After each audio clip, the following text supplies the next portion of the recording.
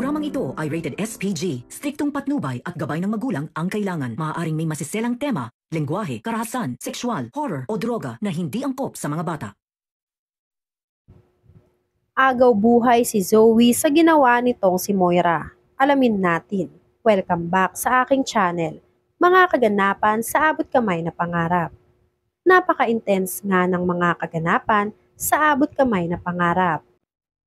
Zoe, iniligtas si Giselle sa kamay ni Moira. Nadismaya nga si Moira nang ipagtanggol ni Zoe si Giselle laban sa kanya. Kahit nangakitang-kita ni Moira na sinasaktan ni Giselle ang anak na si Zoe at pinagtanggol lang raw ni Moira si Zoe laban kay Giselle. Kahit pa trinaydor na siya ni Zoe, pinaglaban ni Zoe ang tama. Nagmakaawa si Zoe kay Moira na sumuko na lang at tigilan na ang kasamaang ginagawa niya. Hindi pumayag si Moira. Pinilit ni Moira si Zoe na sumama sa kanya para hindi madamay sa gagawin ni Moira. Pero mas pinili ni Zoe na itama lahat ng pagkakamali niya. Mas pipiliin pa raw ni Zoe na mamuhay mag-isa kesa makasama si Moira. Nasaktan si Moira sa sinabi ng anak na si Zoe, kaya hindi napigilan ni Moira na sampalin si Zoe sa harap ni Giselle. Naawa naman si Giselle para kay Zoe. Naramdaman ni Giselle na gustong-gusto na magbago ni Zoe, ngunit ayaw siyang tigilan ni Moira. Napasubsob si Zoe kay Giselle sa sobrang lakas ng pagkakasampal sa kanya ni Moira. Tutuluyan na sana ni Moira si Giselle, pero humarang si Zoe at nagmakaawa na wag sasaktan si Giselle. Hindi makapaniwala si Moira na kayang-kaya na talaga siyang talikuran ng anak na si Zoe. Dumating ang tauhan ni Moira.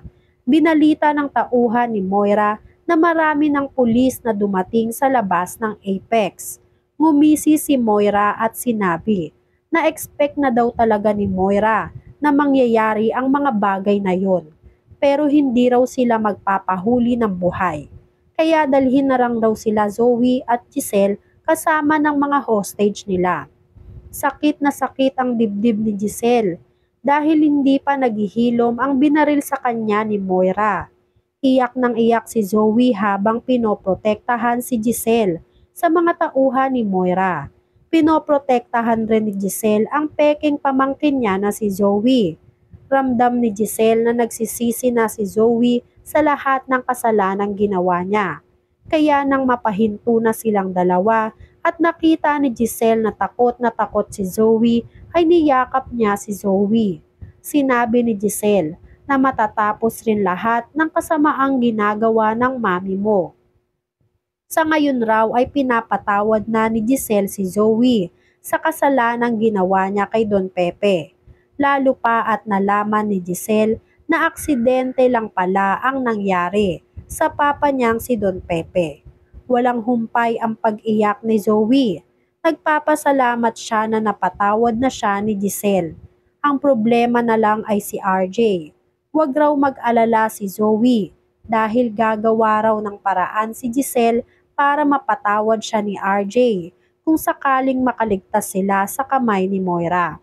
Nangako naman si Zoe na gagawin niya ang lahat para lang makabawi sa lahat ng kasalanang ginawa niya. Kung kinakailangan raw ni Zoe na ibuwis ang buhay niya para sa kanila ay gagawin niya. Mapatawad lang siya ng tuluyan at mawala na lahat ng bumabagabag sa isip ni Zoe. Nagsimula na ang pagpapahirap ni Moira sa lahat ng tao sa loob ng Apex. Lalo na at hindi pa rin nila mahagilap si Annalyn kahit sa ang sulok ng Apex. Maya-maya ay napag-alaman ng tauhan ni Moira. Nakasama ng mga pulis si Annalyn. Kaya binalita agad ito kay Moira. Natuwa naman si Moira dahil sa wakas ay mapapasakamay na rin niya si Annalyn. Nagmakaawa si Lynette kay Moira na huwag saktan ng anak na si Annalyn at pakawalan na lahat ng tao sa Apex. Tutal naman raw ay sila lang ang may kasalanan kay Moira. At ang gusto lang daw ni Moira ay ang pamilya tanyag. Iniwan ni Moira si Lynette at hindi niya ito pinansin. Nagpunta si Moira sa lobby kung saan nakalagay ang mic ng Apex. May plano si Moira. Plano ni Moira na takutin si Annalyn para pumasok si Annalyn sa loob ng Apex. Nagpakilala si Moira sa lahat gamit ang mic ng Apex. Rinig na rinig nila sa labas at sa loob lahat ng sinasabi ni Moira. Nagimbal si Annalyn nang malaman na si Moira ang mastermind ng pang-hostage sa loob ng Apex. Kaya mas lalong natakot si Annalyn dahil nanganganib talaga ang buhay ng lahat ng tao sa Apex. Maya-maya ay narinig ni Annalyn na tinatawag siya ni Moira. Nagbigay ng kondisyon si Moira kay Annalyn. Napapakawalan raw lahat ng 20 inosenteng tao sa Apex kapalit ni Annalyn.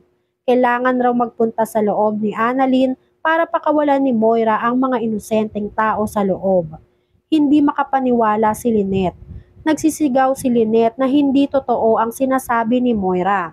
Huwag raw maniwala si Annalyn kay Moira dahil lahat sila ay lolokohin lang ni Moira. Litong-lito si Annalyn. Nananaig kay Annalyn ang awa sa lahat ng tao sa loob ng Apex. Nag-iisip si Annalyn kung kakagat ba siya sa gustong mangyari ni Moira o hahayaan na lang na ang pulis ang rumispondi kay Moira. Dahil wala pa rin response sa gustong mangyari ni Moira, ay kumuha siya ng 5 tao na papatayin niya para mas maniwala sina Annalyn na hindi siya nagbibiro sa lahat ng gagawin niya. Kasama si Josa sa napili ni Moira. Alam ni Moira na malambot ang puso ni Annalyn pagdating sa mga mahal niya sa buhay. Nagmakaawa si Lynette na wag isama si Josa. Walang nagawa sila Lynette. Nakarinig sila ng isang malakas na putok ng baril, galing sa loob ng Apex. Natakot si Annalyn na baka kung ano na ang nangyari sa isa sa mahal sa buhay niya. Nagsalita ulit si Moira na kung hindi pa rin papasok sa loob ng Apex si Annalyn ay isusunod na niya ang ninang ni Annalyn na si Josa. Kinabahan si Annalyn. Nanlaki ang mata ni Annalyn nang malaman na si Josa na ang isusunod na papatayin ni Moira. Sinubukang pigilan nila Docre si Annalyn na pumasok sa loob. Ngunit no choice na raw si Annalyn. Si Annalyn lang raw ang susi para manahimik si Moira. Si Annalyn lang raw ang hinihingi na kapalit ni Moira. Kaya susundin raw ni Annalyn ang gustong mangyari ni Moira. Papasok na sa loob ng Apex si Annalyn. Kinakabahan si Annalyn sa mangyayari.